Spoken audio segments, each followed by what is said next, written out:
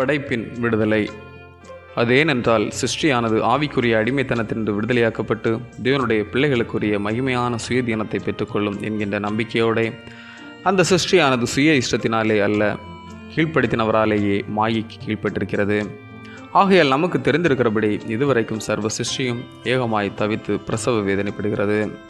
ரோமர் 8:20-21-22. இயேசு கிறிஸ்துவின் வழியாக நமக்கு மீட்பினை தந்த கடவுள் நாம் எப்படி வாழ வேண்டும் என இயேசு கிறிஸ்துவின் போதனைகள் செயல்கள் மூலம் தெளிவாக கற்றுத்தந்துள்ளார். கிறிஸ்துவின் ஆவியை பெற்றுக்கொண்ட ஒவ்வொரு கிறிஸ்தவரும் கடவுளை அப்பா பிதாவே என்று அழைக்கும் உரிமையை பெறுகிறார்கள். இந்த உரிமை திருமுழுக்கின் வழியாக வருகிறது. ஒருவர் திருமுழுக்கு வழியாக கிறிஸ்துவில் பாவத்திற்கு மரித்து ஒரு புதிய படைப்பாக மாறுகிறார். இது தெய்வீக வாழ்வின் துவக்கமாகும். இவ்வாழ்வானது பாடுகள் வழியே முழுமையடைகிறது. எவ்வளவு துன்பங்களை இவ்வுலகில் நாம் ஏற்றுக்கொள்கின்றோமோ அவ்வளவு இறைமாட்சியில் பங்கு பெறுவோம். எனவே தூய பவுலடிகளார் ஆதலால் இக்காலத்து பாடுகளினே தம்மிடத்தில் வெளிப்படும் மகிமைக்கு ஒப்பிடத்தக்கவைகள் அல்லவென்று எண்ணுகிறேன் என்கிறார்.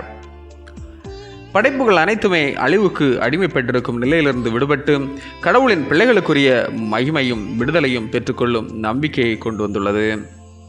மனிதரின் மீட்பு முழுமை பெற்று அவன் மாட்சிமையில் புகும்போது படைப்பும் அம்மீட்பில் பங்கு பெறும். புதிய பூமியாக இந்த உலகம் மலரும். ஆமீன். இந்த நாள் உங்களுக்கு இனிய நாளாக மலரட்டும்.